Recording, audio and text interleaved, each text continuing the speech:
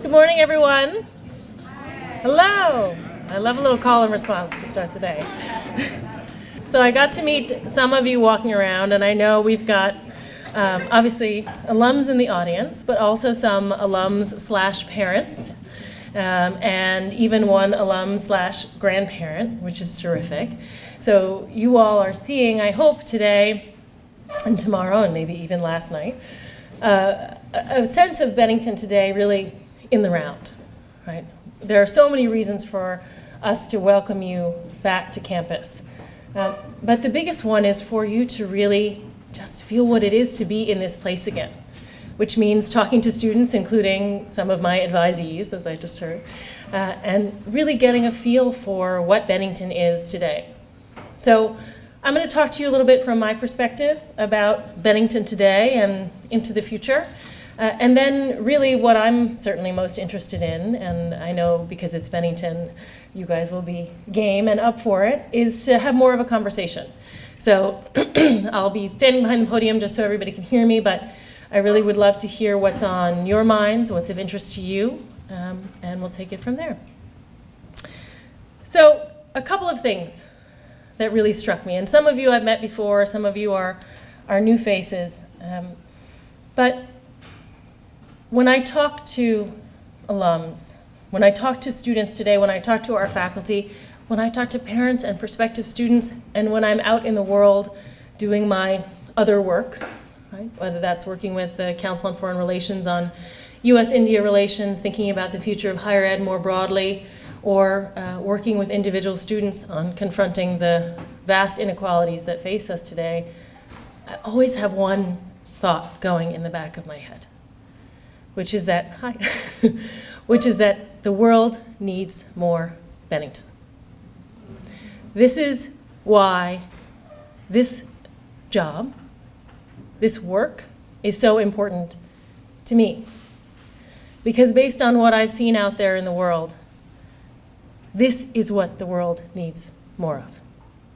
Right? And you can say that from multiple angles, whether it's learning that your courage can overcome and that curiosity can be more powerful than your insecurities on an individual level, or whether it's learning that the kind of thinking we do about what it means to engage in not just your own critical thought, but a kind of engagement with people who may or may not agree with you, and having not just the methods for doing that, the methods are actually fairly easy to teach, right? But having a way of thinking that gets you beyond, as we were talking about earlier today, just thinking about being empathetic, for example, but really understanding how other people come to form their ideas of the world and of particular issues. So you see running behind me a little bit of what Bennington is out there doing today, and a little bit of what some of your peers are out there doing today. And when I think about the world needing more Bennington, of course, then I think about what are the multiple ways in which we do that? What are the multiple ways in which we bring more people to Bennington, the place, and really out there in the world animate Bennington, the idea? And there's a spider. On some fundamental level, it is the country. On some fundamental level, that animating of Bennington in the world is all about you. Obviously, it's also all about our students out there on fieldwork terms, animating Bennington in the world. But it's about you and all of the things that you do and all of the things that your fellow alums do. If anybody wants a copy of this PowerPoint, you can have it later, or you can film it. But it really drives all of the decisions about what we do here. This idea that the world needs more Bennington. Right? It drives what we do internally, what we do with the large grant from the Mellon Foundation we recently received to really think in a concentrated way about curriculum, about advising, about how we do what we do, and how we can bring it out into the world. It's really gratifying to sit with the program officer who oversees higher ed at the Mellon Foundation and have him say, you, not me personally, you Bennington, you are doing what everybody needs to be doing, but everybody doesn't have the courage to do it. So we need you to do it. Right? So when I bring that back, I I think about what does that mean when we're thinking about the curriculum? What does that mean when we're thinking about advising? How do we bring not just more in, but push more out? So that's what I think about when I think about fieldwork term and the extraordinary value, not just that it delivers for our students, which of course it does, but as a model for higher education more broadly. Though we'll keep that competitive advantage as long as we can. I think about what you all are doing in the world. I think about the faculty we bring here and what they do out in their teacher practitioner work beyond the walls of Bennington, and how they bring students into that work. And I think about that when I make decisions even about something as basic as my own schedule and how I spend my time. So I was just recently in Beijing for a few days. As anybody who's been to China knows, Beijing for a few days is a ridiculous idea. Right? By the time you get there and you figure out which end is up, you have to come home again. But the reason I went is because to be able to stand up in front of a room full of 300 to 400 Chinese educators, heads of school, teachers, some parents, and talk not just about Bennington and why the students should come here. Of course, we want to do that. And we did that, by the way, together with Stanford and Johns Hopkins, and Bard and Berkeley. So you can imagine we had a packed house. But to do it in a way that isn't just about the experience that any individual student can have here, but it's about why higher education is important. What is the purpose of higher education? And just so I get to do this again, 大学的目标是什么? What is the purpose of higher education? I'll do that all day if you want. And it was a really interesting conversation. I had to push in a way that I don't ever with students here, because once they get here, they realize that the culture is a conversation. But it was fascinating to hear, not just the stereotypical things, frankly, that you might expect to hear, but the hunger for that kind of conversation, which again just reaffirms for me that the world needs more Bennington. So what does that mean about what happens here? There is something extraordinary and special about what happens here in this physical place. As much as Bennington is an idea, it is not an idea that lives without this place. Right? So whether it's in Commons, I know for some of you this building is new, but whether it's in Commons, or whether it's in VAPA, where I know some of you basically lived for 4 years, or whether it's in Jennings, or on the Quad, the end of the world, or in your houses, in your living rooms. This place makes possible a way of thinking and doing that, frankly, I haven't seen anywhere else.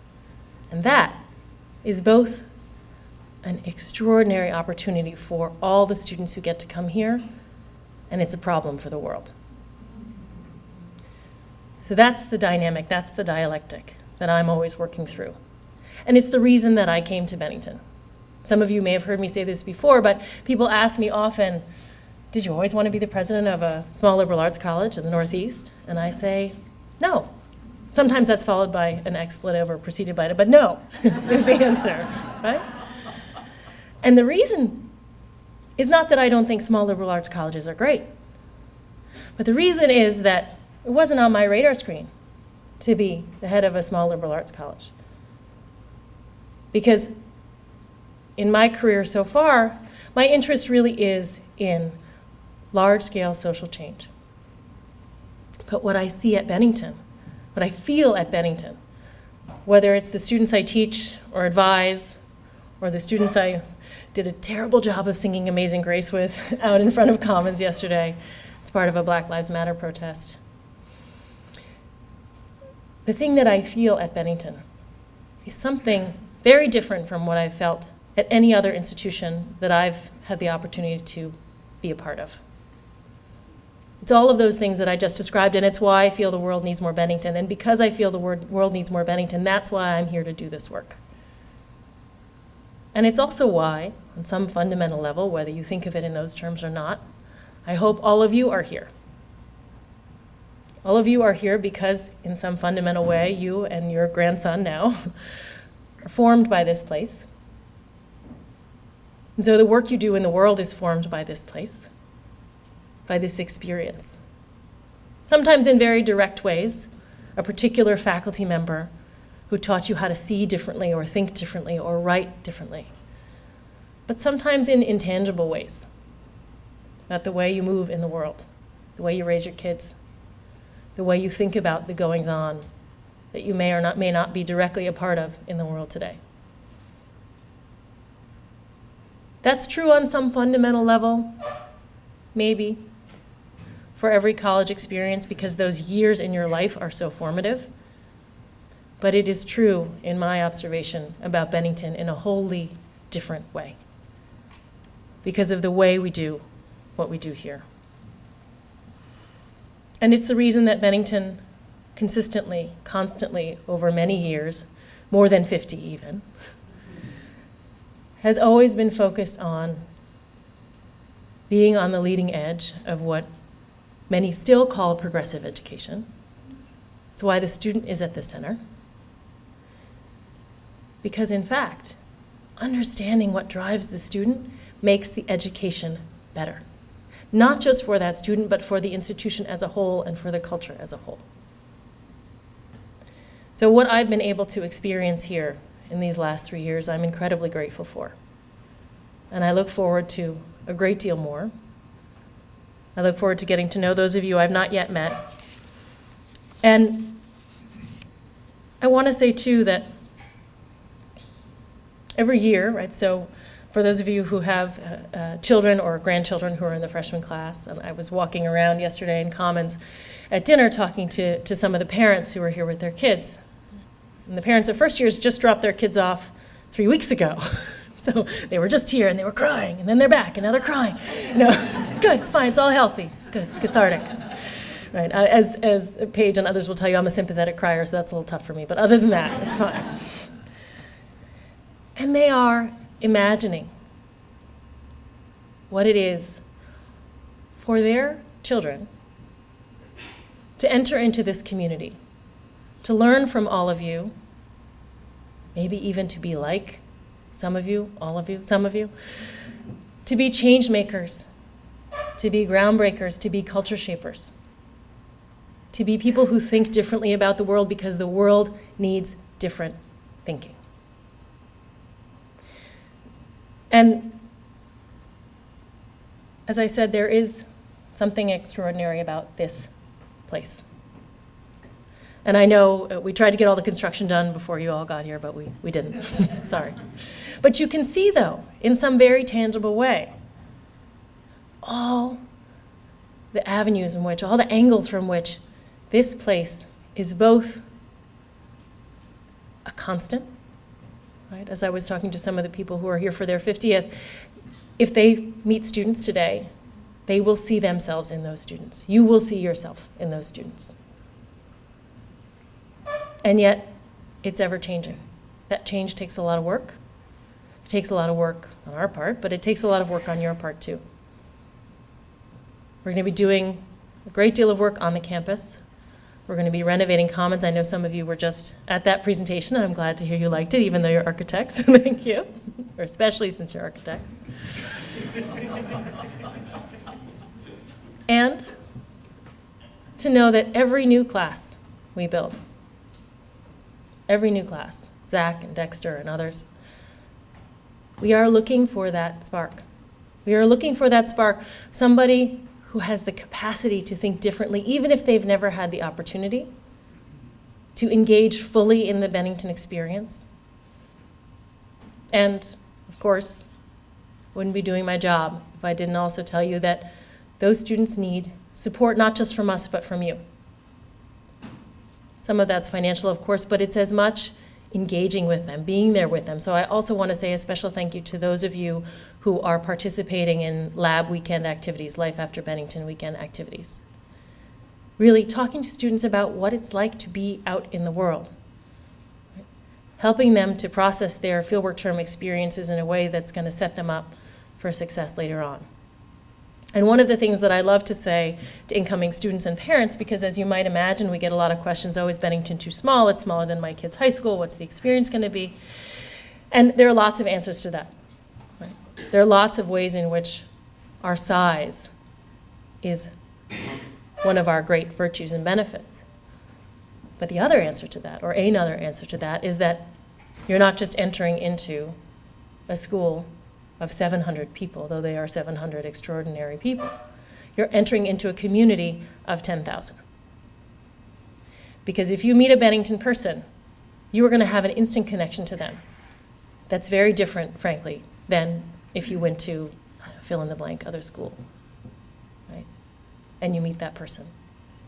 Because there is something so extraordinary, special, distinctive about the Bennington experience and the ways in which it's formative. So with that, I've actually already talked too long, and I would love to hear from all of you, whether about your Bennington experiences, about your thoughts for the present and future life of this extraordinary place, whether about the things that you have done in the hours since you've been here and cavorting in the New England sunshine and meeting students and whatever else. So, thank you for being here. Thank you for welcoming me. And I look forward to all we'll do together. Thank you.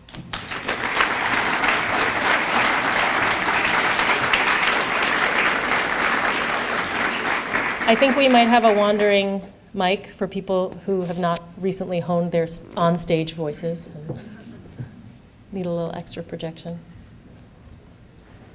If I have to wait longer for you than I do have for the students, I'm going to be disappointed. Yes? My name is Marie Gertchi, although I was Marie LeBay when I was here 30 years ago, or a little over 30 years ago. Sorry. Actually, Jackie and I were just talking about the fact that in many ways, from my experience at Bennington, it almost seems like it's come full circle. I came in '81 when school almost closed twice. The first year I was here.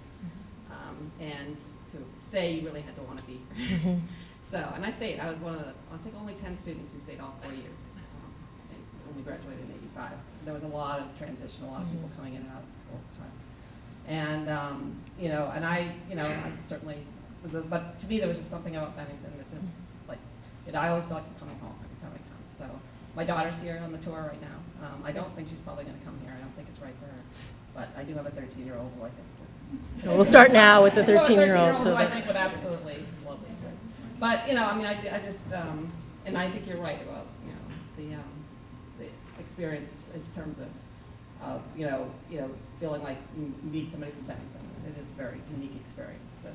And I think one of the things that it's nice to see that they did better is when I was first here, I think they really were trying to not associate themselves very much with the alumni. That was the big mistake they were making at the time, and I think that's something you guys have done a lot better of.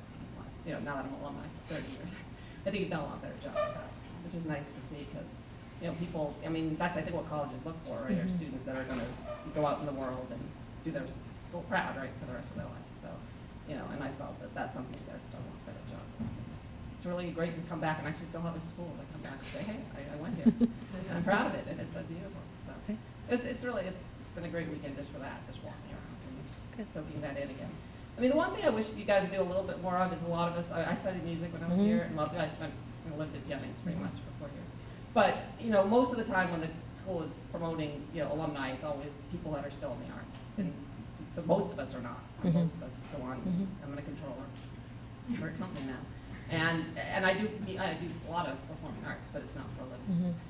So it would be nice sometimes to maybe see more students who are not, artists after being associated. School. Yeah. I'd like to see that. Thank you for that.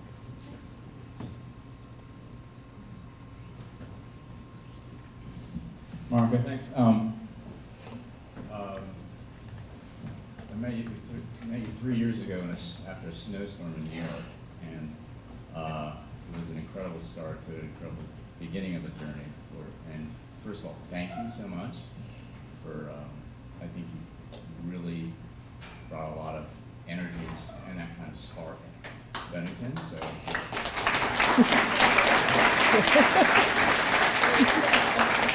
and you continue to build a really great team and focus on all the things we need to do to strengthen the college. What can we as alums do, the ones in the room, and how can we help support that mission going forward to bring more of Bennington to the world? So we could talk about this for a long time, but the primary thing is that you all are Bennington's best ambassadors, right? You all, both by who you are and what you do, but the more you can attach, frankly, Bennington to who you are and what you do, right? In talking about how you got to where you are, in talking about the ways in which Bennington influenced you. And now, for those of you who haven't been back in a while, now that you're back, that is very much the place. Right? That is very much the place now. And we have a lot of work to do in terms of, though the campus is beautiful, there's more to do in terms of renovating and rebuilding. So Jennings is a terrific place to play music, but maybe soundproofing by distance may not be the best and only way, right? So we might do a little bit of renovation up there at some point. I said we're going to be doing this work on Commons starting in June. So there are the very practical things that you can do. And the other in the very practical category, of course, is working with current students. Right? Whether that's through fieldwork term, whether that's participating in Life After Bennington Weekend, whether that's just taking their call when they call you, or more likely email you, hopefully not text you, and let you know that they're interested in understanding what it is to be an architect, right? From someone who went through a kind of trajectory that is similar to theirs, right? Or interning for you for a fieldwork term or for a summer. And really making sure that that claim that I make to parents, which is largely borne out in my experience, that students are not only entering a community of 700, they're entering into a community of 10,000. And you all are the best ambassadors and amplifiers for Bennington. So it's also when a student, whether they're related to you or not, is thinking about where he or she or they ought to go to school, helping people to understand Bennington. Because one of the things that we find, too, is in the current conversation about not just higher ed, but success in general. We could have, many seminars on what that means, but success in general, there's a kind of flatness to the conversation. You all give it dimension. You give it depth, right? And not everybody is immediately hooked, for example, by the idea of the plan. They want to know somebody's story. How did that work for you? What is advising really like? And of course we have admissions officers, some of whom are alums, who go out there in the world and talk about Bennington. But you all are our most valuable amplifiers and ambassadors. And would love to talk with, and Kent, we've talked about this some, but would love to talk with as many of you as possible about how we do that work, how we can do it better, and how you can be deeply engaged in that work with us.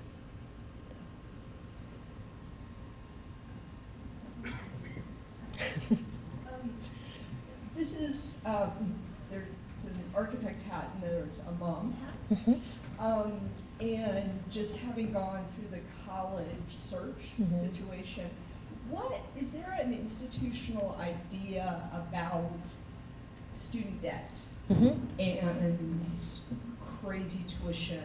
And I teach at private institutions too. My child has made a decision about a state school rather than a private school, and I just wondered if there's a conversation about what are those goals for students coming out. I mean, it was tough in our era, but it's getting shockingly horribly tough as years go on.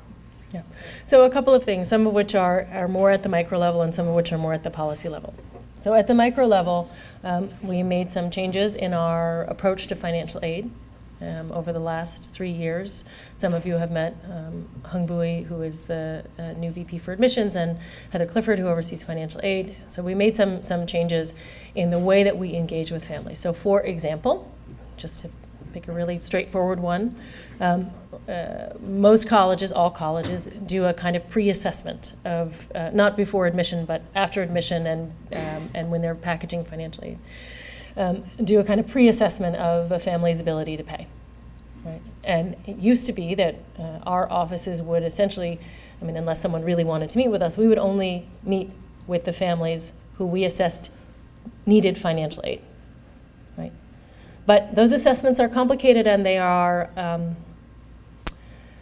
not always as clean as they are intended to be, right? Based on what information is available. We can have a whole other, again, another seminar on financial aid, but anyway. The long and the short of it is, we started to meet with every family who wanted to meet with us to talk about affording Bennington, regardless of whether we had pre-assessed, essentially that's not the official term, but essentially pre-assessed whether they needed to talk with us or not, which gave us an opportunity to both additionally support families who maybe on the face of it didn't appear so, but do things like they put the value of your house in. Well, if you have to live there, you're not going to sell it to send anyway. So right, you have to live there. So there are a range of different kinds of conversations that we now have that we didn't used to have. Right? So that's one kind of very on the personal, interpersonal level intervention. I will say that our students graduate on average. About half of them carry some debt. Of that half, and of the half that don't carry debt, many of them don't carry debt because we've fully funded their need, right? So that's not that there are 50% of the kids always who can afford to pay the full freight. It's that of those 50%, some of them can afford to pay the full freight, and some of them we have supported to the full extent of their need. Right? Of the remaining, and these are rough numbers, right? Of the remaining 40 to 50%.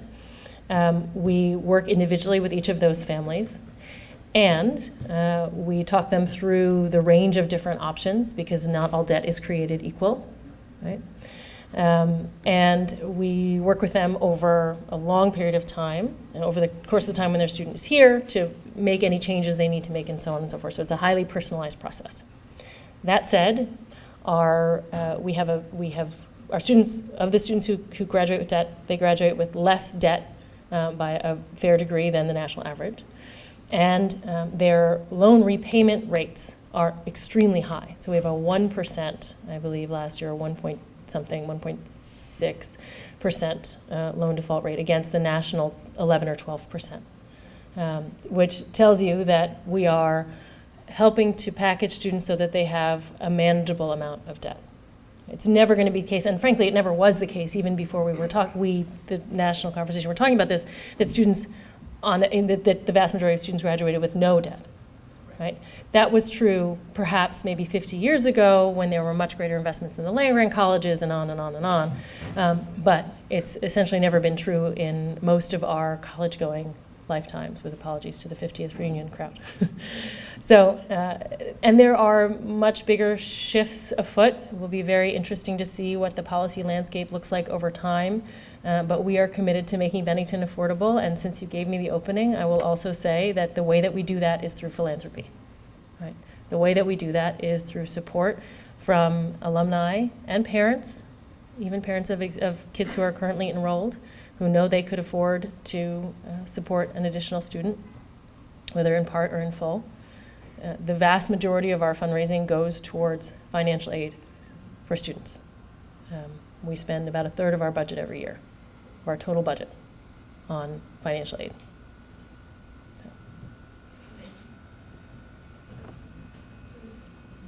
Other questions? Yeah.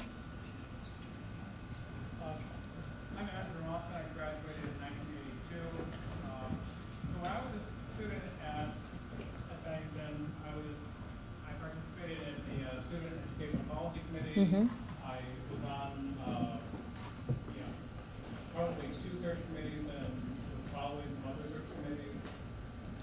And then in the years after that, I think there was great centralization of decision making. And I think that was a concern of a lot of the people who were at Bennington at my time. And I think one of the great advantages of decentralization of decision making is that there are a lot of smart people here who have some real expertise. And that when there's an open discussion of issues facing the college, let's say like hiring, I think that decentralization is a very strong model. I think that's why most colleges and universities have systems of shared governance. So in the past 3 years, what steps have been taken to restore a more normal shared governance system here? Yeah, thank you for that question. So a couple of things. One of the aspects, I didn't go into all the details, one of the aspects of the Mellon Foundation grant I mentioned earlier is really looking at governance and shared governance. We have in the last 3 years created, so SEPC is still alive and well and maybe alive and kicking more than it has been in some other eras. In fact, they met yesterday with the Board of Trustees, had lunch with the Board of Trustees to talk about a range of issues, including governance. We have also created, in addition to having the all-faculty meetings, we've created a committee called the College Steering Committee, because if somebody has a better name, that's fine, but the College Steering Committee. And it's elected representatives from the faculty, meet with Isabel, who's right behind you, who's the provost, and me every week. And we talk about a wide range of issues, and they have a strong say in many of those issues. So we are working toward a new model of shared governance. CSC is the first step in that. And then I'll just give, if you'll allow me, a couple of examples. Because there are many, well, on one hand, you say rightly, in a more standard version of shared governance, there actually are a lot of nuances and differences in the ways that colleges and universities execute on that shared governance, some of which is driven by whether they're public or private, large or small, and some of which is driven by culture and history. But to give one example, we have students who very rightly are very interested in the divestment movement, interested in how we use our money to the extent that we have it to support or not support, anti-climate change efforts, and to not support those who are contributing to climate change. And the board really brought the students in consultation with me, to a conversation around rebidding our contract with an OCIO, an outsourced chief investment officer, and brought them in to write the portion of the RFP that was focused on socially responsible investing, SRI, ESG, environment, society, and governance, socially responsible investing. And students sat in, and faculty were involved as well. Students sat in on the presentations by those firms and had a voice in the final choice. So so I say that as an example to say there are kind of project-specific shared governance moments, and then there's the larger structure, and we are actively thinking about and working on both. Other questions? Comments? Good. Well, I'll let you all get to lunch and then back to class. And I look forward to spending more time with each of you individually. Welcome back to Bennington.